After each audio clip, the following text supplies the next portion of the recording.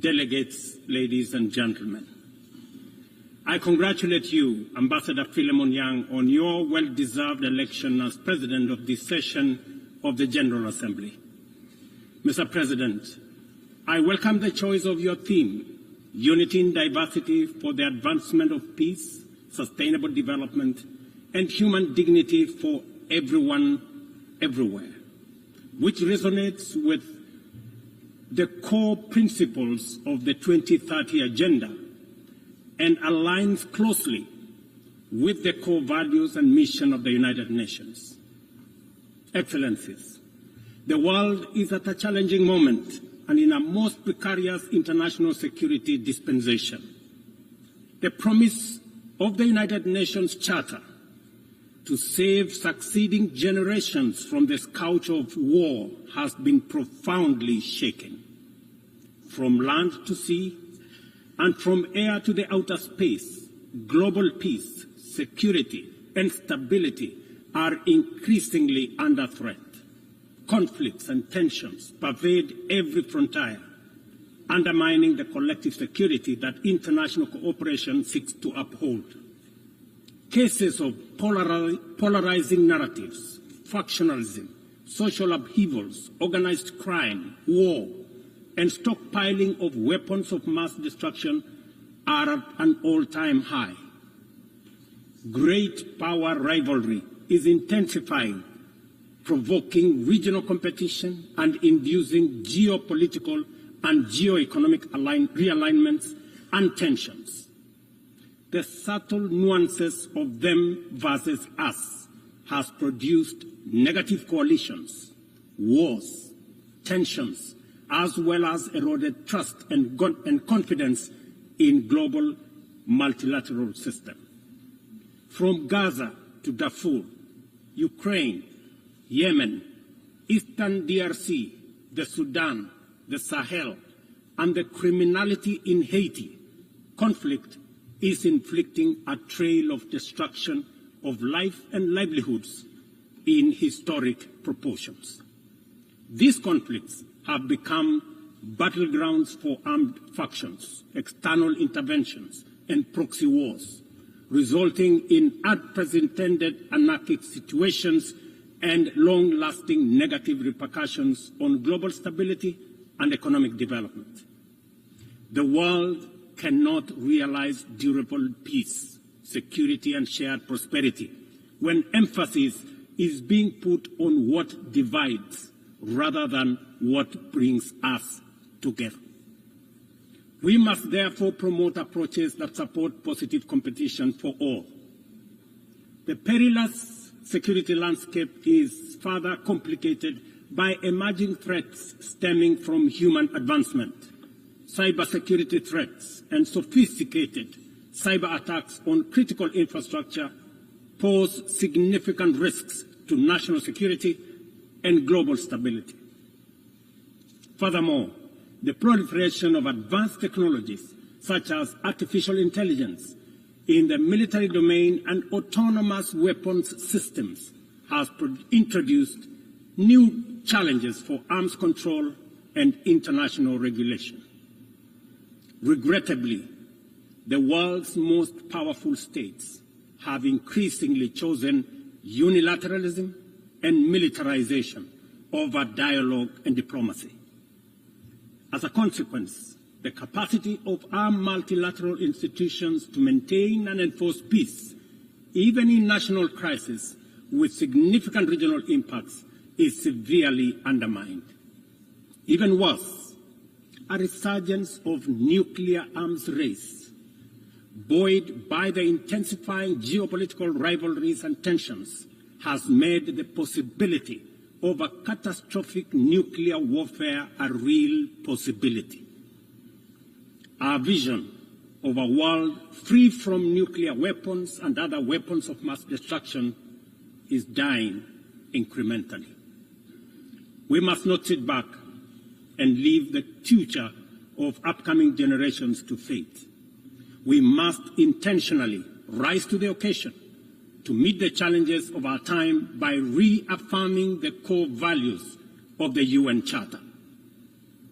We need to muster the political will and collectively reinforce our diplomatic efforts to confront the security threats through comprehensive, multi-pronged, and context-specific approaches. Excellencies, Kenya's commitment to international peace and security is unwavering. We continue investing in efforts that promote stability and harmony both within our region and beyond. We are committed to continuing to mediate, facilitate, and support peace initiatives and processes in our region, contributing to regional peace operations and the UN peacekeeping missions. Through our participation in the Africa Union Transition Mission in Somalia, we have stood side by side with our sisterly neighbor, Somalia, in their fight against Al-Shabaab. We are proud that Somalia will soon take up a seat as a non-permanent member of the Security Council, underscoring the tremendous progress achieved in consolidating peace and stability in that country. The UN must, however, continue to support Somalia in forging an agreement on the post-2024 security support. Kenya welcomes the adoption of the Security Council Resolution 2719, establishing a framework for financing Africa Union peace support operations through UN-assessed contributions, thereby enhancing our collective peacekeeping efforts. A well-funded AU peace operation are not only an African priority, but a global good, considering the complexity and interconnected nature of emerging threats to international peace and security. Earlier this year, and at the request of the leadership of South Sudan, I launched the All-Inclusive Tumaini Initiative, bringing together the warring parties and the political leadership of South Sudan to address the root causes of the protracted conflict in that country. I commend the leadership of South Sudan and all the participating parties for their commitment to the peace process. I also thank all regional and international partners for their unwavering support, both political and financial, to the South Sudan Tumaini Initiative. Ladies and gentlemen, at the last General Assembly, I announced Kenya's readiness to lead a multinational security support mission to Haiti at the Haitian government's request. Following the Security Council's authorization under Resolution 2699, Kenya has deployed 382 specially trained police officers to Haiti. Just a few days ago, I had the opportunity to visit Haiti, witness the work of our officers in the field, and observe remarkable progress on the ground. Our support for the Haitian National Police has significantly advanced the pacification of cities and towns, protected critical infrastructure, and relieved many communities previously held captive by criminal gangs. I also commend Haiti's political leadership for forging an agreement and a promising roadmap towards free, fair, and democratic elections. We are deeply grateful for the financial and logistical support from the United States, Canada, and other member states that are shouldering this heavy burden. This has been critical to the MSS's deployment thus far. However, Kenya and other Caribbean and African countries are ready to deploy, but are hindered by insufficient equipment, logistics, and funding. I appeal to all member states to stand in solidarity with the people of Haiti by providing necessary support, either directly to MSS contributing countries or through the UN Trust Fund. I must emphasize, however, that Kenya will deploy the additional contingent towards attaining the target of all the 2,500 police officers by January next year. The progress so far in Haiti demonstrates that what was once deemed mission impossible is indeed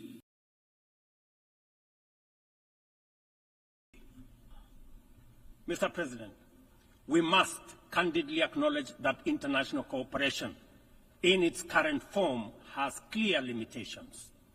It is constrained by entrenched systems and structures that prevent effective action and meaningful progress. Since the last General Assembly, the global situation has deteriorated across multiple fronts. Conflicts have deepened, economic disparities have widened, and the climate crisis has intensified. To address these challenges, we must rethink and reform global collaboration mechanisms, making them much more responsive, adaptable, and impactful. The existing international security architecture, represented by the UN Security Council, continues to hamper efforts to maintain international peace and security. The Council is, by all intents and purposes, dysfunctional, undemocratic, non-inclusive, unaccountable, autocratic, and at best, opaque. An institution that excludes 54 African countries with 1.4 billion people, while allowing one nation to veto decisions of the remaining 193 member states in the 21st century, is simply unacceptable. We must urgently seek to make the Security Council representative, inclusive, transparent, democratic, effective, and accountable. In Africa, we are not advocating for reform and collective action solely at the UN. In fact, we are also in the process of comprehensively reforming the African Union to become a fit-for-purpose institution that can effectively represent African nations globally and deliver prosperity. Excellencies, peace and development are inseparable pillars. One cannot flourish without the other. Yet, the 2024 Sustainable Development Goals report paints a bleak picture. Only 17% of targets are on track. Nearly half show minimal or moderate progress, and over 1/3 have stalled or regressed. The COVID-19 pandemic, escalating conflicts, geopolitical tensions, and climate change have severely impacted progress towards the SDGs and the Paris Agreement goals. Inadequate and unsustainable means of implementation, particularly in financing, technical support, and capacity building, continue to obstruct our efforts to realize the 2030 agenda.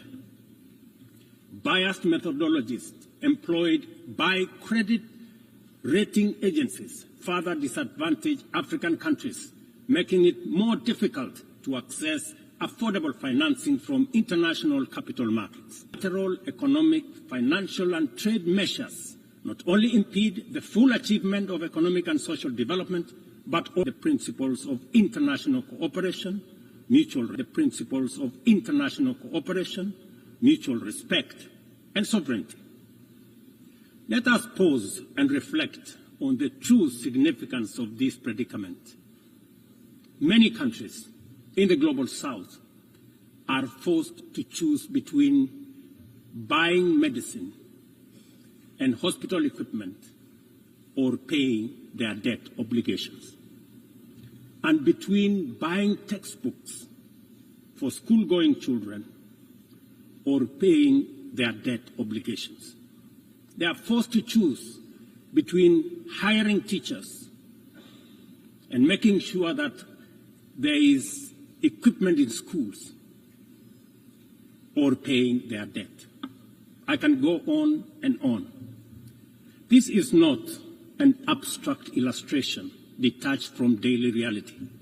but the normal experience of millions of ordinary people. One must wonder what goes on in the minds of those who prioritize economic returns over people. Ladies and gentlemen, what really happened to humanity? Addressing these deep-rooted challenges requires transformative changes to build a more equitable and resilient global framework.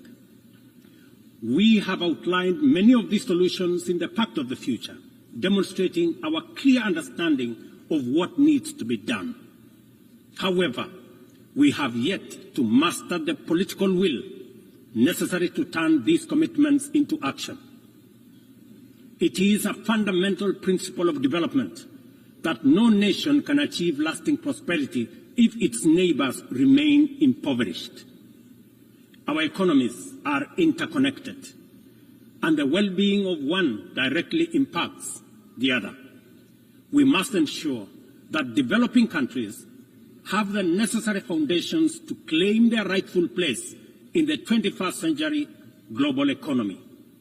This is not just a moral and fair imperative. It is a strategic necessity to address systemic challenges such as migration, labor market disparities, climate change, and global security. Strengthening these foundations requires reforming the international financial architecture, facilitating debt relief, concessional long-term at-scale financing, grants, and de-risking lending instruments is essential to increasing investment to develop vital infrastructure and expand critical sectors. Consider Africa's immense untapped potential in clean energy resources. Harnessing this potential is critical not only for the continent's economic growth and social resilience, but also for global priorities like accelerating the energy transition, combating climate change, and diversifying supply chains. Energy-hungry industries such as data centers, mineral processing, and manufacturing are seeking clean and affordable sources which Africa can provide in abundance. Yet, out of the 500 gigawatts of renewable energy added to the global mix in 2023, Africa accounted for less than 3 gigawatts. How is this possible, given the continent's vast natural resources, skilled workforce, and massive energy needs? We cannot allow Africa to be left behind this time round. Affordable financing is essential, but so are transformative policies and inclusive fair trade practices, market access, inclusive international tax cooperation, technology transfer, and capacity building. This is why, at COP28, we launched the Africa Green Industrialization Initiative, aimed at unlocking investments for the continent's immense opportunities. This Pan-African initiative promotes large-scale, high-impact, and bankable green industrial and infrastructure projects. Next month, in Nairobi, we will host an investment forum for the Accelerated Partnership for Renewables in Energy to attract investments for the untapped potential in solar, wind, geothermal, and hydropower. Globally, we also need to improve the tools we already have. The SDG Stimulus Fund, initiated by the Secretary General in 2023, requires our joint support to succeed, including from multilateral development banks. Similarly, replenishing the International Development Association, IDA, is essential to provide concessional loans to the world's poorest nations. Earlier this year, I hosted the IDA 21 Replenishment Summit in Nairobi, where African leadership reaffirmed the critical importance of IDA for developing countries and called for an ambitious replenishment of US dollars 120 billion. Our collective efforts must include trust and accountability to ensure that we fulfill our promises and our commitments. Additionally, we launched the Africa Club, the Alliance of African Multilateral Financial Institutions, to strengthen and support Africa's position in the global financial architecture. This body will serve as a powerful negotiator on behalf of the continent, coordinate with global financial institutions, and leverage African countries' balance sheets to increase investment and create jobs in Africa. We believe that African institutions such as the Afri-Exim Bank, Trade and Development Bank, the Africa Finance Corporation, among others, understand the continent even better. As part of the reform of the international financial architecture, we must not only reform the multilateral institutions, but also support and stop bias against these African institutions. Excellencies, ladies and gentlemen, climate change remains one of the greatest challenges of our time. Biodiversity loss and pollution have created environmental crises that upend lives, reverse progress in poverty reduction, and strain ecosystems to their breaking point. Extreme weather conditions continue to hinder the development aspirations of many countries, especially in Africa, where severe climate-related hazards are becoming more frequent and more intense. In 2022, over 110 million people in Africa were directly affected by climate-related disasters, resulting in more than $8.5 billion in economic damages. According to the Emergency Event Database, there were approximately 5,000 fatalities, though the toll is likely to be higher due to underreporting. We are at a crossroads, and the path to correcting the climate course is clear. COP29, to be held this November in Baku, Azerbaijan, presents a critical milestone in ensuring that the solutions we implement are rooted in fairness and opportunity for everybody. However, the new climate financing goal expected at COP29 faces significant hurdles as deep disagreements persist over who should contribute and how much funding is needed.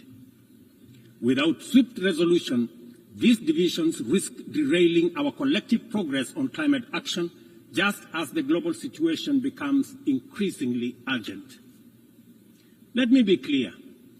Political posturing and inaction will neither protect the vulnerable from the consequences of a runaway climate crisis, nor save our civilization from ecosystem collapse. It is therefore critical that all nations step forward to meet this moment with ambition and responsibility. As we confront the escalating impacts of climate change, we must also recognize the interconnected environmental challenges we face, such as plastic pollution, which continues to wreak havoc on ecosystems and threatens global sustainability. It is imperative that we adopt a robust global plastics treaty during the 5th round of negotiations in Busan in the Republic of Korea this November. Kenya fully supports an ambitious outcome and the African proposal to establish the Treaty Secretariat in Nairobi, thereby reinforcing UNEP's role. It is indeed unfortunate and regrettable, ladies and gentlemen, that UNEP is the only body where secretariats of conventions created under it are increasingly being carved out and located elsewhere. UNEP, being one of only 2 UN headquarters in the Global South, must not be cannibalized for whatever purpose or reason, let alone excuse. Mr. President, as the host country of UNEP and UN Habitat, I take this opportunity to thank the Assembly for approving the upgrade of the infrastructure at the United Nations office in Nairobi, the largest UN campus in the world. This project includes the construction of new office space and the design of ultra-modern conference facilities. These developments mark a significant milestone towards enhancing the quality and accessibility of Secretariat services to member states. Not only will they serve current needs, but they will also strengthen the future success of multilateralism. We look forward to the Assembly's continued support as construction begins in 2025. It will be critical to ensure that UNON receives sustainable and predictable resources to ensure the timely completion of this upgrade. Kenya will continue to play its part in ensuring that UNON fulfills its mandate.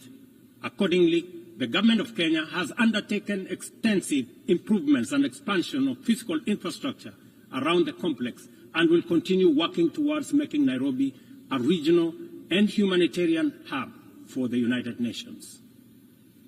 Mr. President, Excellencies, ladies and gentlemen, as we reflect on the theme of this session, the call for unity in diversity in the pursuit of peace, development, and human dignity, it is evident that we must reimagine international cooperation to align with the complex realities of the 21st century.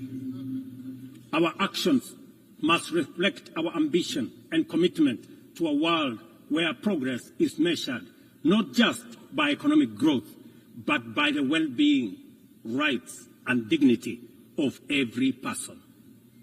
The challenges we face, from climate crisis to economic inequality, demand a bold rethinking of how we work together, grounded in mutual respect and shared responsibility. The achievement of the Sustainable Development Goals cannot be reserved for the privileged few. It must be a shared success that uplifts all nations, transcending borders and disparities.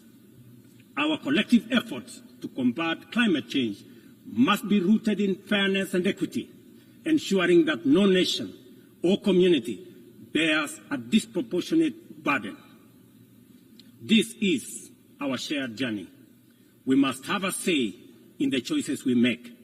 We must move beyond outdated paradigms of power and influence to create a system of international cooperation that reflects the aspirations and dignity of every human being. We must embrace a new vision of global solidarity, one that upholds the principles of equity and inclusivity. It is within our power to build a world that embodies the true spirit of the United Nations, a world where every voice is heard, every life is valued, and global progress is shared by all. This is the cooperation our people expect, our future demands, and it is the commitment we must deliver. I thank you.